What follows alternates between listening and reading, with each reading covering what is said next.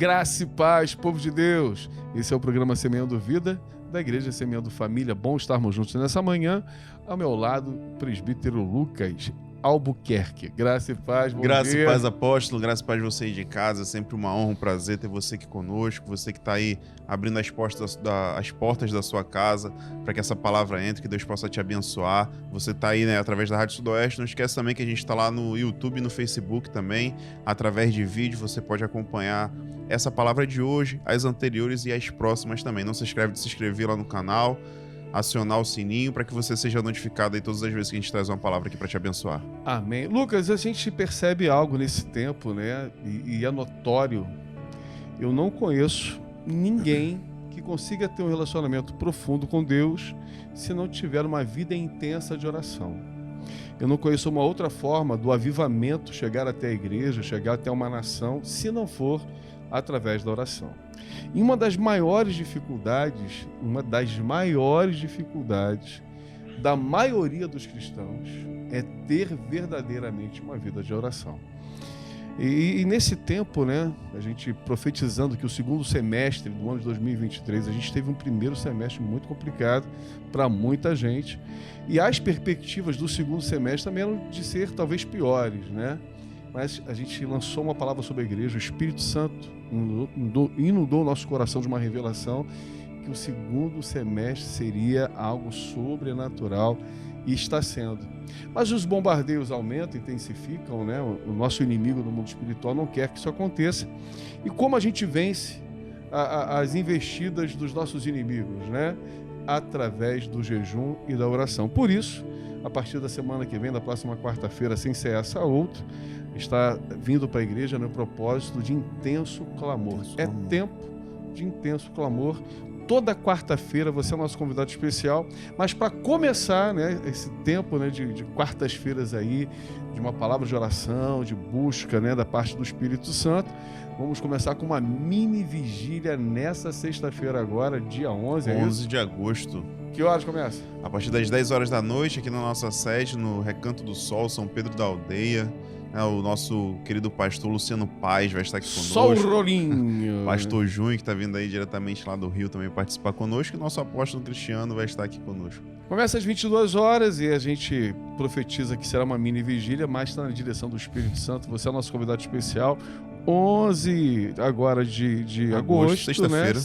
Sexta-feira ou sábado? Sexta-feira. Dia 11 de agosto. Mini vigília. É tempo de buscar o Senhor em oração. Seja bem-vindo. Lucas, em 1 Timóteo capítulo 4, Paulo interessado, né, em fortalecer o chamado daquele que ele separa para ser o seu discípulo, o discípulo Timóteo, né? Ele lança uma palavra sobre a vida dele que eu quero compartilhar com a igreja. Deixa eu abrir aqui a Bíblia. 1 Timóteo 4, versículo 16. Paulo diz assim para Timóteo: tem cuidado de ti mesmo e da sã doutrina. Continua nestes deveres, porque fazendo assim salvarás tanto a ti mesmo como aos seus ouvintes. Olha a palavra de Paulo para Timóteo. Tem cuidado de você mesmo, Timóteo, e daquilo que é a doutrina, daquilo que são esses deveres. Dessa forma ele salva a si mesmo e aos que ouvem. Quando a gente constrói a ideia, né, de um evangelho que não serve para mim, serve para o outro, é o pai que, confrontando o filho nas atitudes que não são agradáveis, né, está dizendo para o filho assim, faz aquilo que eu digo, mas não faz aquilo que eu faço. Paulo está deixando claro que Timóteo precisa ter cuidado dele mesmo. E a partir desse cuidado com ele mesmo, ele encontrará salvação para ele mesmo e a partir daí para aquele que está ouvindo. A maior dificuldade hoje, na maioria dos cristãos, é exatamente ter cuidado de si mesmo e daquilo que seria, aspas, a sã doutrina. O cuidado conosco, eu não conheço uma outra maneira. A palavra, ela vai trazer aquilo que é o cuidado sobre a nossa vida. O jejum, mas de todas as coisas, a oração é primordial.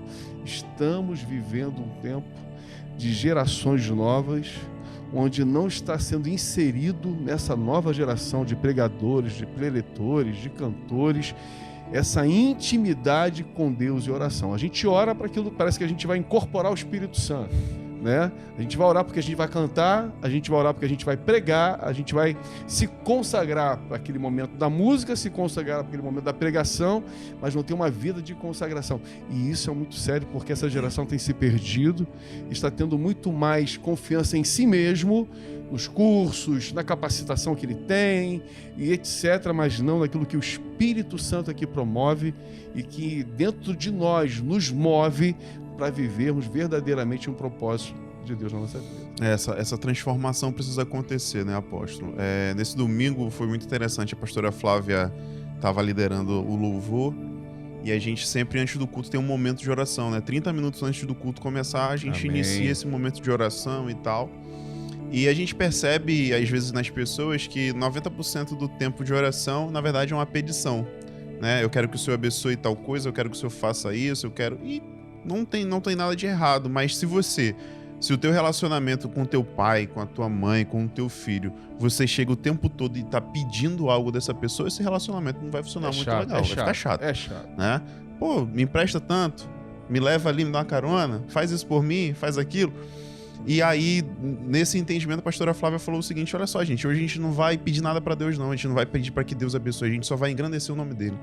E com certeza, se nós o adorarmos verdadeiramente, ele vai suprir todas as coisas, porque a Bíblia nos garante isso. E foi algo sobrenatural, realmente. A gente viu o culto, né, um ambiente diferente, e vidas se renderam ao Senhor. O momento do louvor foi diferente, porque a intenção não era pedir algo para Deus, mas sim adorá-lo. E a gente vê que tem a dificuldade de orar, a maioria das pessoas tem a dificuldade de orar, como o senhor citou, e quando vão orar, a oração é para pedir algo.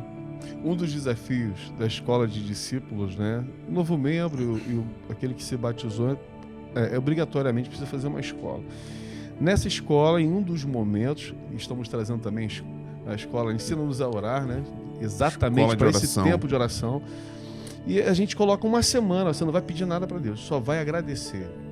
A maioria das pessoas, nos primeiros 3, 4 dias, Lucas, isso a gente traz como testemunho, não consegue construir uma palavra de oração que no meio da frase não tem uma petição. Nada de errado, mas esse discipulado de olhar para Jesus como dono de um mercado é muito complicado. Isso aí.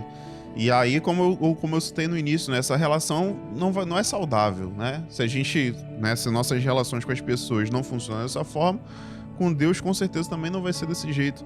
E aí a gente vê os prejuízos que a gente tem tido, né, apóstolo, nessa geração que não tem essa cultura de orar. Parece que não, meu pai ora, minha mãe ora por mim, minha avó ora, minha avó se consagra, vai na igreja e ora. Eu já vi meu pai indo na casa da irmã Doquinha, então vou na casa da irmã Doquinha vou lá também, vou pedir pra alguém orar por mim. Desse jeito. E a gente vê isso que dificilmente você vê alguns adolescentes, alguns jovens que têm essa vida de oração, né? Porque ou entendeu a oração do jeito errado, ou pensou que a oração era só quando o pastor ora por mim, ou só quando eu tranco a porta do meu quarto. E na verdade é uma vida de oração, né? Uma vida constante que a gente precisa ter de estarmos conectados com Cristo. E isso não se limita apenas nos horários dos cultos, né? Não se limita apenas quando nós trancamos a porta do nosso quarto. É muito interessante esse momento. É muito importante que isso aconteça, mas não está limitado a isso. E aí a gente precisa, né, reformular toda essa configuração que colocaram na nossa mente, que oração tem uns padrões para que a gente consiga romper a nossa vida de intimidade com Cristo.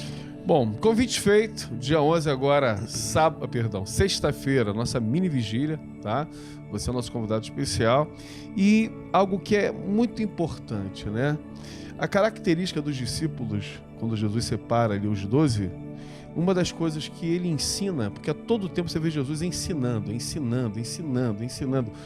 Uma das características de Cristo para ensinar foi fazendo. Então Pedro estava vendo Jesus expulsar demônio, João estava vendo Jesus curar enfermo, Filipe estava vendo Jesus de todas as formas ali, inclusive o Judas via Jesus subir a montanha para buscar Deus em oração.